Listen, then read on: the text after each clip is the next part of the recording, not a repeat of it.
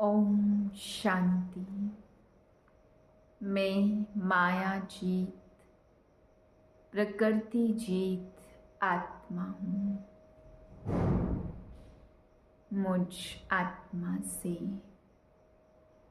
ज्ञान गुणों के, शक्तियों के वाइब्रेशन चारों ओर फैल रहे हैं। ये आज बाबा बच्चों को समझाते, मीठे बच्चे, तुम बच्चों को मैं आया हूँ रिफ्रेश करने। मैं तुम्हें नई नई बातें, नया नया ज्ञान सुना करके रिफ्रेश कर देता हूँ। बाबा कहते हैं तुम बहुत टाइम से थके हुए हो, तुम्हारी सारी थकान अभी दूर करता हूँ। फिर बाबा समझा रहे हैं कि इस दुनिया में चंडिका का भी मेला लगता है। तो बाबा कहते हैं ऐसी चंडी देवी तो सतयुग में कोई नाम होगा नहीं। बाबा कहते सतयुग में सुंदर सुंदर नाम होते हैं, ऐसे चंडिका नाम नहीं होते हैं। फिर बाबा समझा रहे इस अलौकिक दुनिया को खिलौना समझकर, हर परिस्थिति को खिलौना समझकर और इस अलौकिक दुनिया को एक खेल समझकर जो चलते हैं वही सदा प्रसन्न चित रहती है।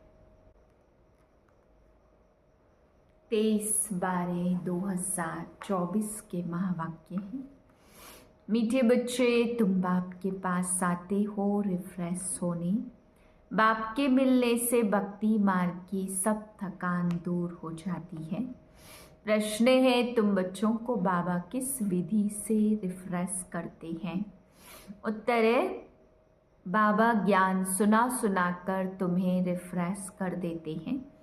याद से भी तुम बच्चे रिफ्रेश हो जाते हो। वास्तव में सतयुग है सच्ची विश्रामपुरी। वहाँ कोई अप्राप्त वस्तु नहीं जिसको प्राप्त करने के लिए परिश्रम करना पड़े।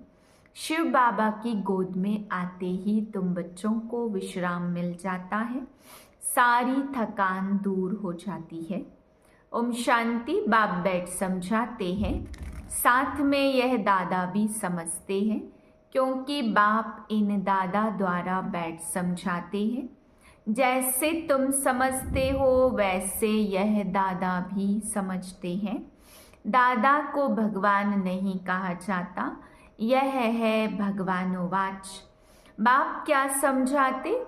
आत्म अभिमानी भाव, क्योंकि अपने को आत्मा समझने बिगर परम पिता परमात्मा को याद कर न सके। इस समय तो सभी आत्माएं पतित है। पतित को ही मनुष्य कहा जाता है, पावन को देवता कहा जाता। यह बहुत समझने और समझाने की बातें हैं। मनुष्य ही पुकारते हैं, हे पतितों को पावन बनाने वाले आओ। देवी देवताएं ऐसे कभी नहीं कहेंगे। पतित पावन बाप पतितों के बुलावे पर आते हैं। आत्माओं को पावन बनाकर फिर नई पावन दुनिया भी स्थापन करते हैं। आत्मा ही बाप को पुकारती है, शरीर तो पुकारेगा नहीं। पारलौकिक बाप जो सदा पावन है उसे सब याद करते हैं। यह है पुरानी दुनिया। बाप नई पावन दुनिया बनाते हैं। कई तो ऐसे भी हैं जो कहते हैं हमको तो यहाँ ही अपार सुख है, धन माल बहुत है, वह समझते हैं हमारे लिए स्वर्ग यही है। वह तुम्हारी बातें कैसे मानेंगे? कलयुगी दुनिया को स्वर्ग समझना यह भी बेसमझी है। कितनी जड़ी भूत अवस्था हो गई है, तो भी मनुष्य कहते हैं हम तो स्वर्ग में बैठे हैं। बच्चे नहीं समझाते हैं तो बाप कहेंगे ना, तुम क्या पत्थर बुद्धि हो, दूसरे को नहीं समझा सकते हो। जब खुद पारस बुद्धि बने तब तो दूसरे को भी बनावे। पुरुषार्थ अच्छा करना चाहिए, इसमें लज्जा की बात नहीं। परंतु मनुष्यों की बुद्धि में आधा कल्प की जो उल्टी मतें भरी हुई हैं वह कोई जल्दी भूलते नहीं। जब तक बाप को यथार्थ रीति नहीं पहचाना तब तक वह ताकत आ नहीं सकती। बाप कहते इन वेदों शास्त्रों आदि से मनुष्य कुछ भी सुधरते नहीं है, दिन प्रतिदिन और ही बिगड़ते आए हैं। सतो प्रधान से तमो प्रधान ही बने हैं, यह किसकी भी बुद्धि में नहीं है। बाप बिगर ज्ञान की रोशनी देने वाला कोई नहीं। सभी एक दो के पिछाड़ी दर दर धक्के खाते रहते हैं। बुद्धि की ताकत नहीं है, नीचे गिरते गिरते पट पर पड़ गए हैं। तो बाप आकर सबकी बुद्धि का ताला खोलते, कितना रिफ्रेश करते हैं। बच्चे रिफ्रेश होने आते, घर में विश्राम मिलता है ना। बाप के मिलने से भक्ति मार्ग की सब थकान ही दूर हो जाती है। सतयुग को भी विश्रामपुरी कहा जाता, वहाँ तुम्हें कितना विश्राम मिलता है। कोई अप्राप्त वस्तु नहीं जिसके लिए परिश्रम करना पड़े। यहाँ रिफ्रेश बाप भी करते हैं तो यह दादा भी करते। शिव बाबा की गोद में आते कितना विश्राम मिलता। विश्राम माना ही शांत। मनुष्य भी थक कर विश्रामी हो जाते हैं। कोई कहाँ विश्राम के लिए जाते हैं ना, लेकिन उस विश्राम में रिफ्रेशमेंट नहीं। यहाँ तो बाप तुम्हें कितना ज्ञान सुनाकर रिफ्रेश करते हैं। बाप की याद से भी कितने रिफ्रेश होते और तमो प्रधान से सतो प्रधान भी बनते जाते हैं। सतो प्रधान बनने के लिए यहाँ बाप के पास आते हो।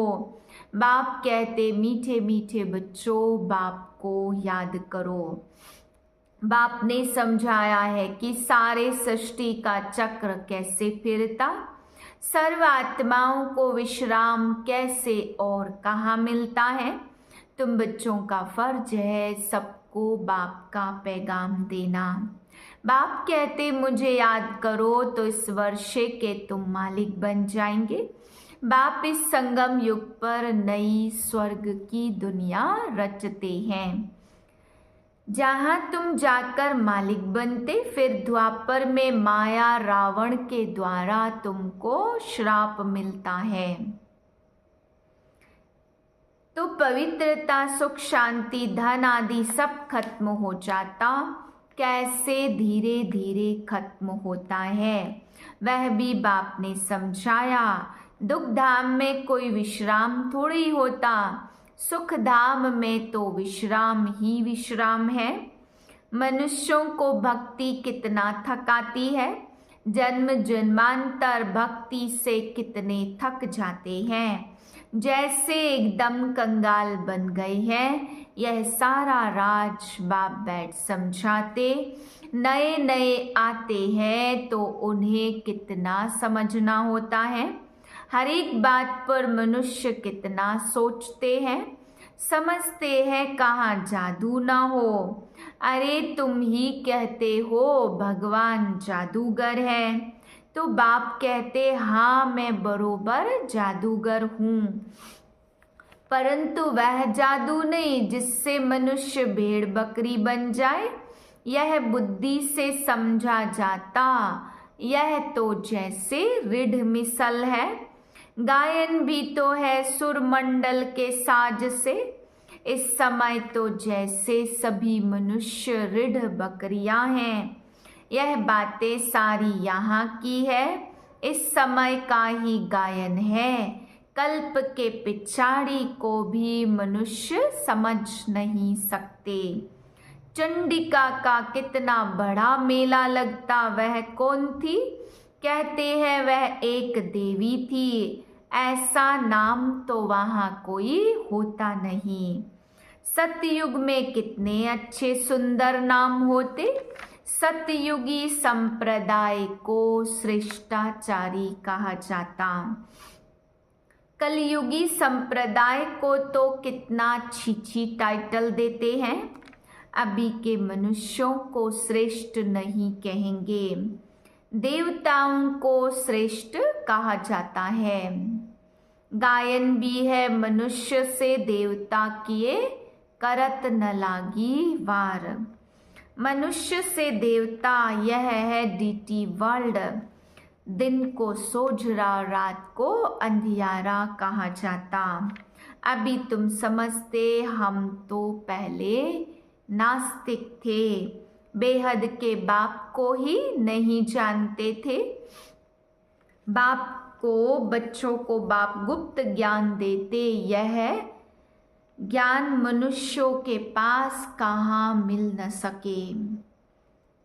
आत्मा भी गुप्त तो ज्ञान भी गुप्त धारण करती है। आत्मा ही मुख द्वारा ज्ञान सुनाती है। आत्मा ही गुप्त बाप को गुप्त रीति याद करती। बाप कहते हैं बच्चों, आत्माभिमानी नहीं बनो। देह अभिमान से आत्मा की ताकत खत्म होती है। देह अभिमानी नहीं बनो। आत्माभिमानी बनने से आत्मा में ताकत जमा होती। बाप कहते ड्रामा के राज को अच्छी रीति समझकर चलना है। शास्त्रों में सुना ऊपर दुनिया है तो वहां जाकर देखे। वहां दुनिया बसाने की कोशिश करते हैं। दुनिया तो बहुत बसाई है ना। भारत में सिर्फ एक ही आदि सनातन देवी देवता धर्म था और कोई खंड आदि नहीं था।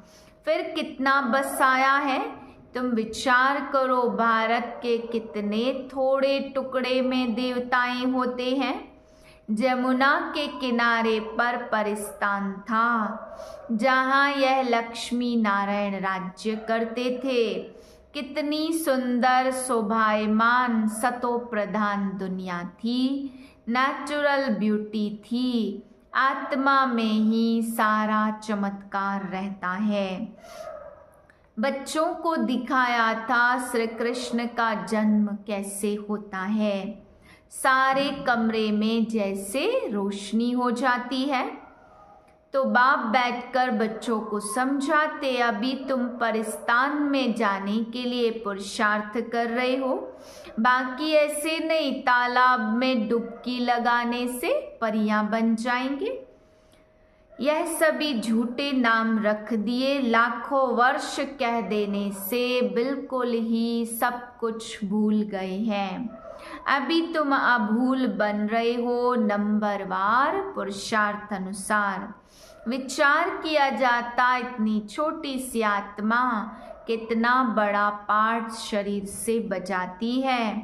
फिर शरीर से आत्मा निकल जाती है तो शरीर का देखो क्या हाल हो जाता। आत्मा ही पार्ट बजाती है। कितनी बड़ी विचार की बात है। सारी दुनिया के एक्टर्स अपनी एक्ट अनुसार ही पार्ट बजाते हैं। कुछ भी फर्क नहीं पड़ सकता। हूबहू सारी एक्ट फिर से रिपीट हो रही है, इसमें संशय कर नहीं सकते। हर एक की बुद्धि में फर्क पड़ सकता है, क्योंकि आत्मा तो मन बुद्धि सहित है ना। बच्चों को मालूम है कि हमको स्कॉलरशिप लेनी है, तो दिल अंदर खुशी होती है। यहाँ भी अंदर आने से एम ऑब्जेक्ट सामने देखते हैं तो खुशी जरूर होगी। ऐसा कोई स्कूल नहीं जहाँ दूसरे जन्म की एम ऑब्जेक्ट को देख सके। अभी हम संगम युग पर हैं। भविष्य में इन जैसा बनने की पढ़ाई पढ़ रहे हैं।